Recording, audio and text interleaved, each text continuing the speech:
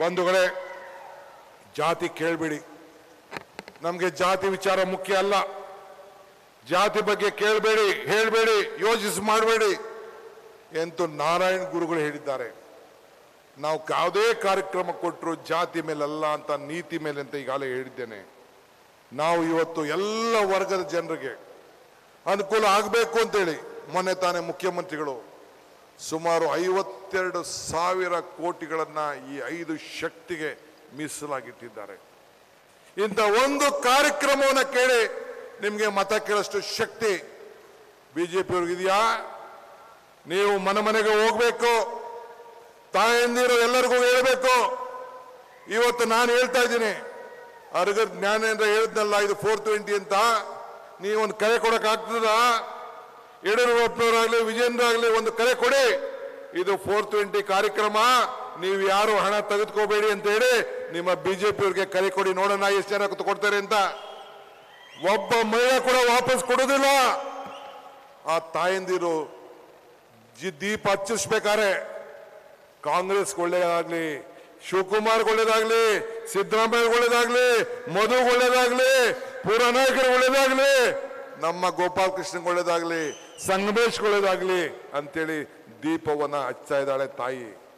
ಈಗ ಏನ್ ಹೇಳಿದ್ರು ಪುರನಾಯಕರವರು, ಶಾರದಾ ಪುರನಾಯಕರು, ಕಾಂಗ್ರೆಸ್ ಸರ್ಕಾರ ಮಾತು ಕೊಟ್ಟು 5 ಗ್ಯಾರಂಟಿಗಳ ಇವತ್ತು ಅನುಷ್ಠಾನ ತಂದಿದೆ, ಬಹಳ ಸಂತೋಷ ಅಂತೇಳಿ ನನ್ನ ಸೋದರಿಗೆ ಹೇಳಿದ್ದಾರೆ. ಅವಳಿಗೊಂದು ಕೋಟಿ ನಮಸ್ಕಾರ ತಾಯಿಗೆ ಹೇಳಲಿಕ್ಕೆ ನಾನು ಬಯಸ್ತಾ ಇದ್ದೇನೆ. ಇವತ್ತು ತಾವೆಲ್ಲ ಸೇರಿ ಈ ನಮ್ಮ ಜನ ಈ ದೇಶಕ್ಕೆ ಕೊಟ್ಟಂತ ಒಂದು ದೊಡ್ಡ ಶಕ್ತಿ ನಮ್ಮ ಗ್ಯಾರಂಟಿ ಇಡೀ ರಾಷ್ಟ್ರ ಗಮನಿಸ್ತಾ ಇದೆ. ಉಳುವನಿಗೆ ಭೂಮಿ ವಿಚಾರ ಇವತ್ತು ಇನ್ನ ಸೆಟಲ್ ಮಾಡ್ತಾ ಇದ್ದೇವೆ, ಉಳುವನಿಗೆ ಭೂಮಿ ವಿಚಾರ ಎಲ್ಲ ಅಪ್ಲಿಕೇಶನ್ಗಳು ಈಗ ಕಾರ್ಯರೂಪಕ್ಕೆ ಬರಬೇಕು. ಈಗ MLAಗಳು ಎಲ್ಲೆಲ್ಲಿ ಕೆಲವರೆಲ್ಲ ಟೈಮ್ ಇಲ್ಲ, ಬೇರೆಯವ್ರನ್ನ ಅಧ್ಯಕ್ಷರು ಮಾಡಬೇಕು ಅಂತೇಳಿ ತೀರ್ಮಾನವನ್ನು ನಿನ್ನೆ ನಾವು ತೆಗೆದುಕೊಂಡಿದ್ದೇವೆ. ಎಲ್ಲ ಈ ಯೋಜನೆಗಳಿಗೆ 15 ಜನ ಕಮಿಟಿಗಳನ್ನ ಸರ್ಕಾರ ನೇಮಕ ಮಾಡಿದೆ. ಜಿಲ್ಲಾ ಮಟ್ಟದಲ್ಲಿ ಕಮಿಟಿ, ತಾಲೂಕು ಮಟ್ಟದಲ್ಲಿ ನಮ್ಮ ಅಧಿಕಾರಿಗಳ ಜೊತೆಯಲ್ಲಿ ನೀವೆಲ್ಲ ಹೋಗಿ ಯಾರಿಗೆ ಸಿಕ್ಕಿಲ್ಲ ಇವತ್ತು ನೋಡಿ, ಅಲ್ಲಿ ನಮ್ಮ ಜಿಲ್ಲಾಧಿಕಾರಿಗಳು ಬಹಳ ಚೆನ್ನಾಗಿ ಏರ್ಪಾಟ್ ಮಾಡಿದ್ದಾರೆ. ಬಹಳ ಸಂತೋಷ ಆಯ್ತು ನಂಗೆ ನೋಡಿ. ಯಾರ್ಯಾರಿಗೆ ಅನ್ಯಾಯ ಆಗಿದೆ, ಯಾರ್ಯಾರಿಗೆ ಪೆನ್ಷನ್ ಸಿಗ್ತಾ ಇಲ್ಲ, ಯಾರ್ಯಾರಿಗೆ ಗೃಹಲಕ್ಷ್ಮಿ ಸಿಗ್ತಾ ಇಲ್ಲ, ಯಾರ್ಯಾರಿಗೆ ಕಾರ್ಡ್ ಸಿಗ್ತಾ ಇಲ್ಲ, ಅವರೆಲ್ಲರೂ ಕೂಡ ಅದನ್ನ ಪರಿಶೀಲನೆ ಮಾಡಿಕೊಂಡು ನ್ಯಾಯನ ಒಲಿಸ್ಕೊಡುವಂತ ತೀರ್ಮಾನ ನಿಮ್ಮ ಮನೆ ಬಾಗಿಲಿಗೆ ಇವತ್ತು ಸರ್ಕಾರ ಬಂದಿದೆ. ಇದೇ ಕಾಂಗ್ರೆಸ್ ಸರ್ಕಾರದ ನೀತಿ, ಇದೇ ಕಾಂಗ್ರೆಸ್ ಸರ್ಕಾರದ ನೀತಿ. ಆದ್ರಿಂದ ಬಂಧುಗಳೇ, ಇವತ್ತು ತಮ್ಗೆ ಹೇಳೋದಿಷ್ಟೇ. ನಾನು ಒಂದಿನ ಇಲ್ಲಿಗೆ ನಿಮ್ಮ ಜಿಲ್ಲೆಗೆ ಬರೋಕ್ಕಿಂತ ಮುಂಚಿದ್ದಾಗೆ ಸಂತ ಸೇವಲಾಲರ ಜನ್ಮಸ್ಥಳಕ್ಕೆ ಹೋಗಿದ್ದೆ. ಅಲ್ಲಿ ಒಂದು ಮಾತು ನನಗೆ ನೆನಪು ಬಂತು. ಸಂತ ಸೇವಲಾಲರು, ನೀರಿನಿಂದ ಸ್ನಾನ ಮಾಡಿದವನು ಬಟ್ಟೆ ಬದಲಾಯಿಸ್ತಾನೆ, ಬೇರಿನಿಂದ ಸ್ನಾನ ಮಾಡಿದವನು ಇತಿಹಾಸವನ್ನ ಬದಲಾವಣೆ ಮಾಡ್ತಾನೆ ಅಂತೇಳಿ. ಹಂಗೆ ನಾವು ಬದುಕಿನಲ್ಲಿ ನಿಮ್ಮ ಬೇರಿನಲ್ಲಿ ಏನು ಶ್ರಮ ಇದೆ ಅಂತ ನಮ್ಗೆ ಅರಿವಿರೋರು. ಹತ್ರೂ ಕಣ್ಣಲ್ಲಿ ನೀರು ಬರ್ತದೆ, ನಕ್ಕಿದ್ರೂ ಕಣ್ಣಲ್ಲಿ ನೀರು ಬರ್ತದೆ. ರಕ್ತ ಕೆಂಪಗಿರ್ತದೆ, ಕಪ್ಪಗಿರೋಂದು ರಕ್ತ ಕೆಂಪಗಿರ್ತದೆ, ಬೆಳಗಿರೋಂದು ಕೆಂಪಾಗಿರ್ತದೆ, ಬ್ರಿಟಿಷ್ ಬಣ್ಣದವನಿಗೂ ಕೆಂಪಿರ್ತದೆ, ಇನ್ನೊಂದು ಜಾತಿಯವನಿಗೂ ಕೆಂಪಿರ್ತದೆ.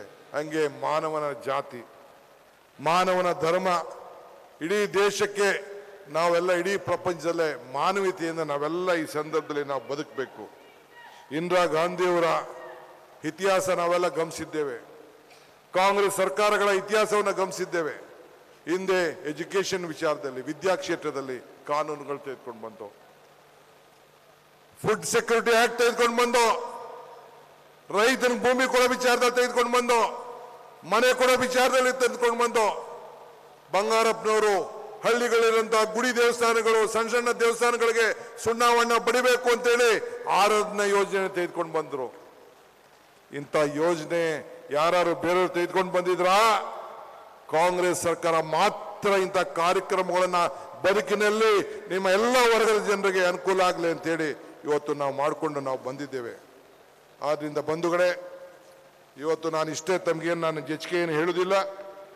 ಮೊನ್ನೆ ಒಂದು ಹೆಣ್ಣುಮಗಳು ಬೆಳಗಾಮಲ್ಲಿ ತನ್ನ ಮಗ ತೀರ್ಕೊಂಡಿದ್ದಾನೆ. ಆ ಮಗ ತೀರ್ಕೊಂಡಂತ ಸಂದರ್ಭದಲ್ಲಿ ಆ ಹೆಣ್ಮಗಳು ಆ ಮಗನ ಮುಂದೆ ನಿಂತ್ಕೊಂಡು ಶವ ಸಂಸ್ಕಾರ ಸಂದರ್ಭದಲ್ಲಿ ಒಂದು ತಾಯಿ ಹೇಳ್ತಾರೆ, ನಾನು ಪೇಪರಲ್ಲಿ ಓದಿದೆ, ಈಗ ತಾನೇ ನನ್ನ ಮಿತ್ರ, ನನ್ನ ತುಮಕೂರು ಮಿತ್ರ ಈಗ ತಾನೇ ಅದನ್ನು ನೆನಪು ಮಾಡಿಕೊಟ್ಟ. ಏನು ಹೇಳ್ತಾನೆ ಆ ತಾಯಿ, ಅಪ್ಪ ನೀನು ನನಗೆ ಸಾಕ್ತಿದ್ದೆ, ಆದರೆ ಈ ಸರ್ಕಾರ ಗೃಹಲಕ್ಷ್ಮಿ ಯೋಜನೆಯಲ್ಲಿ 2,000 ಕೊಡ್ತಾ ಇದೆ ಕಣಪ್ಪ, ಆದ್ರಿಂದ ನನ್ನ ಜೀವ ಮತ್ತೆ ಮರುಜೀವವಾಗಿ ಉಳ್ಕೊಂಡು ನಾನು ಬದುಕ್ತೀನಿ, ನೀ ಧೈರ್ಯವಾಗಿ ನಿನ್ನ ಆತ್ಮಕ್ಕೆ ಶಾಂತಿ ಸಿಗ್ಲಿ ಅಂತೇಳಿ ಆ ತಾಯಿ ಹೇಳ್ಕೊಳ್ತಾಳೆ. ತಾಯಿ ಹೇಳ್ಕೊಳ್ತಾರೆ. ಇದೇ ಕಾಂಗ್ರೆಸ್ ಪಕ್ಷದ ಒಂದು ದೊಡ್ಡ ಶಕ್ತಿ. ಆದ್ರಿಂದ ಇವತ್ತು ತಮ್ಗೆ ನಾನು ಹೇಳ್ಕೊಳ್ಳೋದಿಷ್ಟೇ, ಇವತ್ತು ಇನ್ನ ಅನೇಕ ಕಾರ್ಯಕ್ರಮಗಳನ್ನ ಸರ್ಕಾರ ಹಿಂದೆ ಕಾಂಗ್ರೆಸ್ ಸರ್ಕಾರ ಇದ್ದಾಗ ಕೊಟ್ಕೊಂಡು ಬಂದಿದೆ. ಇಷ್ಟು ದೊಡ್ಡ ಸಮುದ್ರದಂತೆ ತಾವೆಲ್ಲ ಬಂದಿದ್ದೀರಿ. ನಮ್ಮ ಎಲ್ಲ ಶಾಸಕರು ಉತ್ತಮ ಕೆಲಸ ಮಾಡ್ತಾ ಇದ್ದಾರೆ. ಈ ಜಿಲ್ಲೆಯ ಎಲ್ಲ ಅಧಿಕಾರಿಗಳು ನಿಜವಾಗ್ಲೂ ನನಗೆ ಬಹಳ ಸಂತೋಷ ಆಗ್ತದೆ. 2 ಕಾರ್ಯಕ್ರಮಗಳನ್ನು ಇಲ್ಲಿ ಬಂದು ನಾನು ನೋಡಿದೆ. ಬಹಳ ವ್ಯವಸ್ಥಿತವಾಗಿ ಇವತ್ತು ಕಾರ್ಯಕ್ರಮಗಳನ್ನು ನಿರೂಪಿಸಿದ್ದಾರೆ, ಏರ್ಪಾಟ್ ಮಾಡಿದ್ದಾರೆ, ಜನರ ಹೃದಯವನ್ನು ಗೆದ್ದಿದ್ದಾರೆ. ನನಗೂ ಕೂಡ ಈ ಕಾರ್ಯಕ್ರಮಗಳ ಬಗ್ಗೆ ಇವತ್ತು ಬಹಳ ಸಂತೋಷ ವ್ಯಕ್ತಪಡಿಸಿದೆ. ನಮ್ಮ ಏನು ಅಲ್ಲಮ ಪ್ರಭುಗಳ ಮಾತುಗಳನ್ನು ಕೂಡ ಈಗ ಅಲ್ಲಿ ಗೋಡೆ ಮೇಲೆ ಸಾಕ್ಷಿಯಾಗಿ ನಿಲ್ಲಿಸಿದ್ದಾರೆ.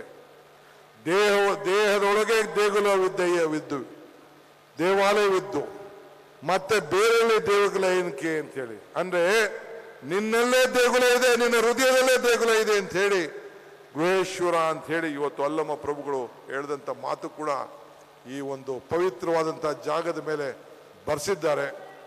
ಇದನ್ನ ಮುಖ್ಯಮಂತ್ರಿಗಳು ಬಂದು ಇದನ್ನ ಅಲ್ಲಮ ಪ್ರಭು ಪಾರ್ಕ್ ಅಂತ ಘೋಷಣೆ ಮಾಡಿದ್ದಾರೆ. ಅಲ್ಲಮ ಪ್ರಭು ಪಾರ್ಕ್ ಅಂತ ಘೋಷಣೆ ಮಾಡಿದ್ದಾರೆ. ಈ ನಾಡಿನಲ್ಲಿ ಅಲ್ಲಮ ಪ್ರಭು ಕೊಟ್ಟಂತ ಒಂದು ಪವಿತ್ರವಾದಂಥ ಭೂಮಿ, ಇತಿಹಾಸಕಾರನ ಕೊಟ್ಟಂತ ಭೂಮಿ. ನಿಮ್ಮೆಲ್ಲರೂ ಕೂಡ ಶುಭವಾಗಲಿ. ಮುಂದಕ್ಕೆ ಚುನಾವಣೆ ಬರ್ತದೆ. ಈ ಕೈ ಗಟ್ಟಿಯಾಗಿರಬೇಕು, ಈ ಕೈಗೆ ಶಕ್ತಿ ತುಂಬಬೇಕು, ನೀವು ಆಶೀರ್ವಾದ ಮಾಡಬೇಕು ಅಂತ ಹೇಳಿ ತಮ್ಮನ್ನು ಪ್ರಾರ್ಥಿಸಿ ನನ್ನ ಮಾತನ್ನು ಮುಗಿಸ್ತೇನೆ. ಜೈ ಹಿಂದ್, ಜೈ ಕರ್ನಾಟಕ ಮಾತು. ನ್ಯೂಸ್ ಫಸ್ಟ್, ನಿರ್ಭೀತಿಯಿಂದ ನಿಮ್ಮ ಪರವಾಗಿ. ನ್ಯೂಸ್ ಫಸ್ಟ್, ನಿರ್ಭೀತಿಯಿಂದ ನಿಮ್ಮ ಪರವಾಗಿ.